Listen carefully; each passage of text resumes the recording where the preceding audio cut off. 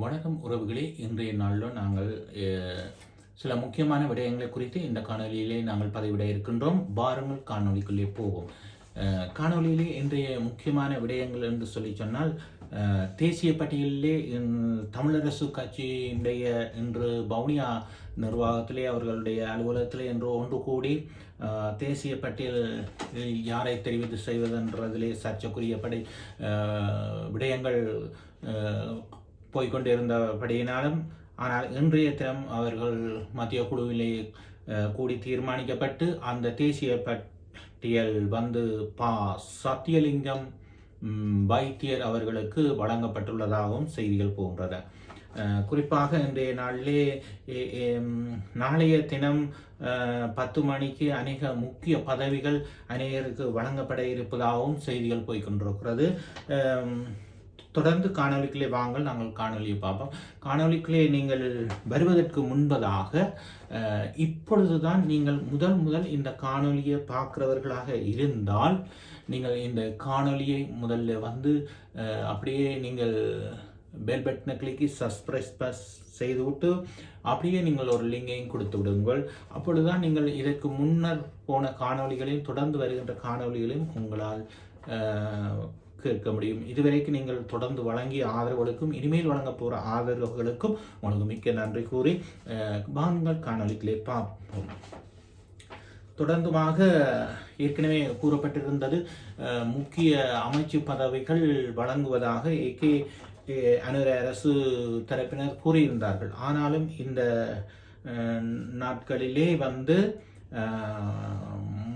25 பதவிகள் அமைச்சு பதவிகள் வழங்கப்பட இருக்கின்றது என்று ஏற்கனவே அவர்கள் சொல்லியிருந்தார்கள். அதிலே அவர்கள் இராஜாங்க அமைச்சு பதவிகள் வழங்கப்படுவதில்லை என்று சொல்லியிருக்கின்றார்கள். ஆனால் பிரதி அமைச்சு பதவிகள் வழங்கப்படும் என்று சொல்லியிருக்கிறார்கள். ஆனால் நாளை காலை 10 மணிக்கு அவர்கள் சில முக்கிய அமைச்சு பதவிகள் வழங்கப்பட இருப்பதாகவும் சொல்லியிருந்தார்கள். ஏற்கனவே செய்திகள் பரவலாக பேசப்பட்டு கொண்டிருந்தது. பிரதமர் பதவி விஜித கேரே அவர்களுக்கு வழங்கப்படுவதாகவும் சொல்லப்பட்டிருந்தது. ஆனாலும் அப்படி அல்ல. இந்த தற்காலிகமாக அவர் தெரிய செய்யப்பட்டிருந்தாலும் பிரதமர் பதவி மீண்டும் நாளை வந்து ஹரிணி அமரசூரிய அவர்களுக்கே அந்த பதவி வழங்கப்படும் என்று சொல்லியும், விஜித கேரத் அவர்களுக்கு மிகவும் முக்கியமான அமைச்சு பதவிகள் வழங்கப்பட இருப்பதாகவும் செய்திகள் பரவலாகி கொண்டிருக்கின்றது. தொடர்ந்துமாக அனுரகுமார திசாநாயக்க அவர்கள் முக்கிய அமைச்சு பதவிகளை அவர் தக்க வைத்துக் கொள்வார். அதாவது வந்து பாதுகாப்பு அமைச்சு பதவி மற்றும் நிதி அமைச்சு பதவி போன்ற விடயங்களை அவர் முக்கியமான பதவிகள் தன் வசம் வைத்துக் கொள்வார் என்று பேசப்படுகின்றது. அதே போன்று முறை ஒரு மாற்றுத்திறனாளி ஒருவர், ஒரு சிங்கள பகுதியைச் சேர்ந்த ஒரு மாற்றுத்திறனாளி ஒருவரும் இந்த முறை ஒரு நாடாளுமன்ற உறுப்பினராக உள்வாங்கப்பட்டிருப்பதாகவும் செய்திகள் பரவலாகி கொண்டிருக்கின்றன. அதாவது வந்து நாடு முழுவதும் வந்து 2 மில்லியன் மாற்றுத்திறனாளிகள் வடக்கு கிழக்கு முழுவதும் இருப்பதாகவும், எனவே அவருக்கு இந்த முறை ஒரு நாடாளுமன்ற தேசிய பட்டியல் ஊடாக அவர் உள்வாங்கப்படுவதாகவும் செய்திகள் பேசப்பட்டு கொண்டிருக்கின்றது. அது மாத்திரமல்ல, இம்முறை சபாநாயகர் பதவி விமல் ரத்நாயக்கா அவர்களுக்கு வழங்கப்பட இருப்பதாகவும் செய்திகள் பேசப்பட்டுகின்றிருக்கின்றது.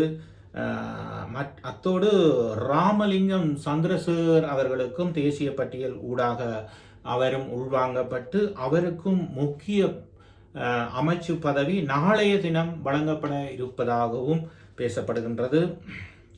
நாளை 10 மணிக்கு இந்த நிகழ்வுகள் போதுதான் யார் யாருக்கு என்னென்ன அமைச்சு பதவிகள் கிட்டத்தட்ட நாளை ஒரு 5 தொடக்கம் 10 பதவிகள் வழங்கப்படலாம் என்று பரவலாக பேசப்படுகின்றது. பொறுத்திருந்து பார்ப்போம். ஏனைய இந்த முறை அதாவது நாடாளுமன்றத்துக்குள்ளே 15 வைத்தியர்கள் உள்வாங்கப்பட்டு இருக்கின்றார்கள். அதிலேயும் வந்து சத்தியலிங்கம், மற்ற மருத்துவர் அர்ஜுனா, அதேபோல் ஏகேடியில் யாழ் தேர்தல் கிளிநொச்சியிலே தெரிவு செய்யப்பட்ட வைத்தியரும் இவர்கள் உட்பட நாடு முழுவதும் 15 வைத்தியர்கள் இந்த முறை நாடாளுமன்றத்துக்கு உள்வாங்கப்பட இருக்கின்றார்கள். 175 நாடாளுமன்ற உறுப்பினர்கள் புதிதாக தெரிவு செய்யப்பட்டிருக்கிறார்கள். இவர்களுக்கு 3 நாள் பயிற்சிகள் நாடாளுமன்றத்திலே, அதாவது 25, 26, 27 3 தினங்களும் நாடாளுமன்றத்திலே இவர்களுக்கு நாடாளுமன்ற நடைமுறைகள் எவ்வாறு செயல்படுவது என்பது குறித்து நாடாளுமன்ற நடைமுறை ஒழுங்குகள் தொடர்பாக இவர்களுக்கு 3 நாள் பயிற்சிகள் வழங்கப்பட உள்ளதாகவும் தெரிவிக்கப்பட்டிருக்கின்றது. புதிதாக தெரிவு செய்யப்பட்ட இந்த 175 நாடாளுமன்ற உறுப்பினர்களுக்குமான இந்த பயிற்சிகள்.